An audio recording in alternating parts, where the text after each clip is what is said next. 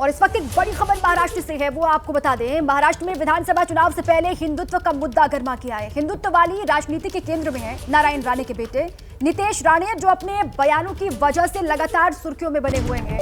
ABP news से नितेश राणे ने exclusive बातचीत की है और नितेश राणे ने कहा है कि मुसलमानों के खिलाफ नहीं, जिहादियों के खिलाफ हैं। राष्ट्रभक्त मुसलमान का वो सम्मान करते हैं। नितेश राणे ने बड़ी बात ये भी कही कि वो चाहते हैं कि देवेंद्र फडणवीस एक बार फिर से महाराष्ट्र के मुख्यमंत्री बने। महाराष्ट्र में चुनाव का बिगुल बज चुका है, तो मेरे साथ मौजूद हैं महाराष्ट्र के, अब मैं कह सकता हूं कि हिंदुत्ववादी चेहरा या हिंदुत्व के पोस्टर बॉय भाजपा के विधायक नितेश राणे जी। नितेश जी, एबीपी न्यूज में आपका स्वागत है।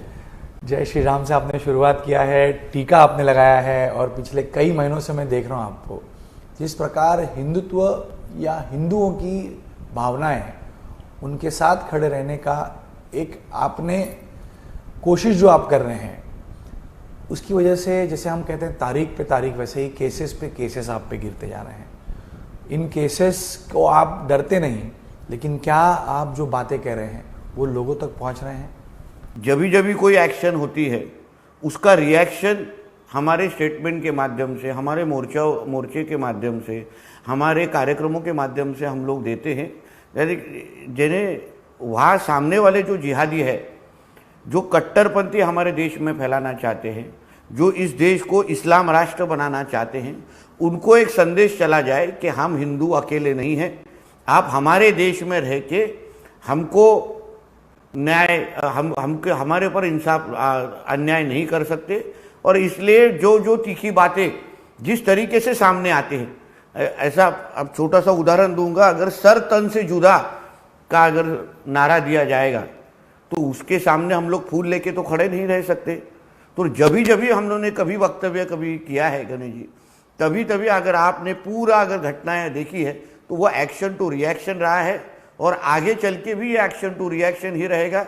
और हिंदू समाज आज अगर आप महाराष्ट्र में कहीं भी जाएंगे तो हिंदू समाज जागरूक हो चुका है। हिंदू समाज आज उसको समझने लग गया है कि आज अगर हमने हमारी खुद की लड़ाई लड़ी नहीं तो कल हम हमारे घर की पूजा भी कर नहीं सकते, ऐसी परिस्थिति महाराष्ट्र में हो जाएगी। सवाल यही है ना कि आप कह रहे हैं कानूनन कार्रवाई होनी चाहिए, तो आप अगर वो कुछ गलत कर रहे हैं, सरकार आपकी है, गृह मंत्री आपके हैं, केंद्र में आपकी सरकार है, आप तो कानूनन कार्रवाई कर सकते हैं। ये मुस्लिम द्वेष फैलाने की वजह या जरूरत क्या है? पहले तो कानूनी कार्रवाई के लिए हम लोग उसका समर्थन करते हैं और हम लोग भी उसके लिए रुके हैं।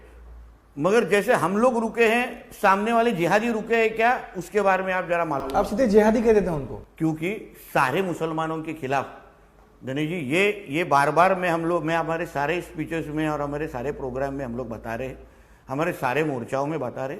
गणेश जी, आप भी आपके चैनल के माध्यम से मैं महाराष्ट्र के मुसलमानों को कहूँगा कि हम सभी मुसलमानों के खिलाफ नहीं हैं। बिल्कुल आप कहते हैं। जो हमारा जो मुसलमान, जो राष्ट्रभक्त मुसलमान, जो ये देश को अपना देश मानता है, जो तिरंगे को सलाम करता है, जो राष्ट्रभक्त मुसलमान जब भी गणेश चतुर्थी की जो विसर्जन की जो प्रोसेशन निकला, मिरवणुकें निकली, उसके ऊपर जो पथराव हुआ, उसका जो विरोध करता है वो मुसलमान हमारा है, वो राष्ट्र, और वो आज भी हमें समर्थन करता है। हम हिंदुस्तान की बात करते हैं, आप हिंदुस्तान की बात करते हैं, आपकी बातों से तो ऐसा लगता है कि कहीं ना कहीं हिंदू ही खतरे में है। तो क्या मतलब आप कह रहे हैं कि मुसलमान इस तरह हमारे खिलाफ है, हमको अब एक होना चाहिए? आप खुद कहते हैं 90% हिंदू हैं देश में, तो हिंदू खतरे में कैसा होगा? देखिए, फिर बोलता हूं, आपके सवाल में आपने मुसलमान बोला, हम जिहादी मुसलमान के खिलाफ है। आपके सवाल में थोड़ा आप उसको जिहादी जोड़ देते हैं। हम जिहादी मुसलमान है, जो हमारे गणेश चतुर्थी के ऊपर पथराव करता है, वो जिहादी मुसलमान ही है। क्या सरकार आपकी वापस आ रही है? क्या हिंदू या हिंदू वोटर, जिसको आप अपना बहुत प्रिय मानते हैं, जीत दिला पाएगा? क्योंकि सवाल इसलिए है क्योंकि शिवसेना भी कह रहे कि हमारा हिंदुत्व है, हम तो हिंदुओं के साथ हैं, वहीं कांग्रेस के साथ मुस्लिम दलित का एक समीकरण जुड़ा हुआ है जो लोकसभा में दिखा।